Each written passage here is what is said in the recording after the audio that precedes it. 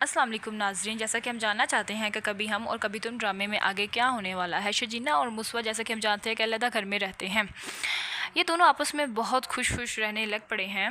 शजीना मुस्तफ़ा की तरफ देखकर बहुत हैरान हो गई है कि ये इतने सारे घर के काम कैसे कर सकता है। वो घर में मैकेनिक्स, इलेक्ट्रॉनिक्स का और घर में तमाम ऐसे काम करने उसने शुरू कर दिए हैं जो उसने पहले कभी नहीं किए थे। वो घर में पहले कोई काम नहीं करता था। शजीना उसकी तरफ देखकर बहुत हैरान रह जाती है। फिर वो शजीना को ऑफ़िस भी छोड़ कर आता है और उसे ऑफ़िस से वापस घर भी लेकर आता है। दूसरी तरफ रुबाब का अदील की अम्मी को फ़ोन आता है कि मैं इंग्लैंड जा रही हूँ।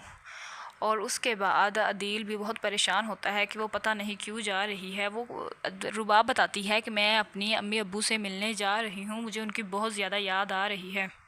और इधर शजीना बाज़ार जाकर घर के लिए तमाम ऐसी चीज़ें ले आती हैं जो घर में इस्तेमाल होती है, पतीले वगैरह, बाकी ये सारी चीज़ें जो हम घर में इस्तेमाल करते हैं। वो मुस्वा के साथ जाके सारी चीज़ें बाज़ार से ख़रीद आती है। वहाँ इसकी शजीना को उसकी अम्मी का फ़ोन आता है कि तुम इस वक्त कहाँ पर हो। शजीना बताती है कि मैं इस वक्त बाहर आई हुई हूँ, कोई मसला पड़ गया था, फिर मैं आपको बाद में बताऊंगी।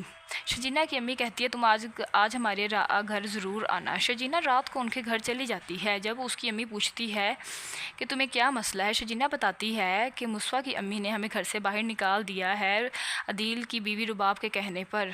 शजीना की अम्मी बहुत परेशान होती है तो शजीना से पूछती है तुम कौन से घर में रहती है। तो शजीना बताती है कि मैं उस घर में रहती हूँ। तो वो शजीना की अम्मी सुनकर बहुत परेशान हो जाती है कि वो तो एक कबाड़िया का घर है, मतलब वहाँ पे इतनी गैदरिंग है, बच्चे हैं, तो वो तो कूड़े वाला घर है, बिल्कुल भी अच्छा घर नहीं है, तो वहाँ ना रहो, तुम हमारे घर आ जाओ। शजीना उनकी बात पर सेटिस्फाई नहीं होती है और मुस्वा भी बहुत परेशान होता है।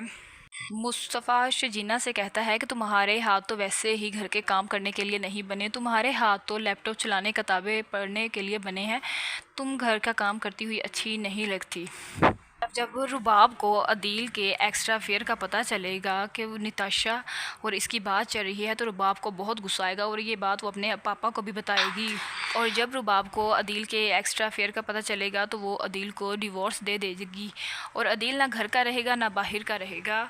और इधर अदील की अम्मी शजीना को बहुत याद कर रही होती है क्योंकि अदील की अम्मी अब इतनी इस लायक नहीं है कि वो घर का काम सके, वो बहुत मजबूर हो गई हैं और उन्हें शजीना की बहुत याद आती है क्योंकि उसने घर की सारी जिम्मेदारी को संभाला हुआ था और उसके मुकाबले में रुबाब जो घर का कोई काम नहीं करती, ऑफ़िस में ही रहती है, इसलिए वो घर का कोई काम नहीं कर पाती। और इस तरह दिल की अम्मी को शजीना की बहुत याद आती है और वो बहुत अफसुर्दा होती हैं कि क्यों उन्होंने शजीना और मुस्वा को घर से बाहर निकाल दिया। वो इसके लिए बहुत परेशान होती है, वो सारी रात बेचैन ही रहती हैं। मुस्वा को भी इस घर में रहकर पता चलने लग पड़ता है कि वो अब वो पैसों के बगैर कोई ज़िंदगी नहीं है, पैसों से ही ज़िंदगी है। जिसके पास पैसा हो उन्हीं को इज़्ज़त मिलती है।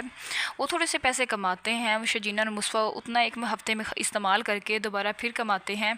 वो जितना कमा पाते हैं वो उतना ख़र्च भी कर लेते हैं। इसके बाद उन्हें कदर महसूस होती है, अगर जिनके पास पैसा हो सिर्फ उन्हीं की ही कदर होती है।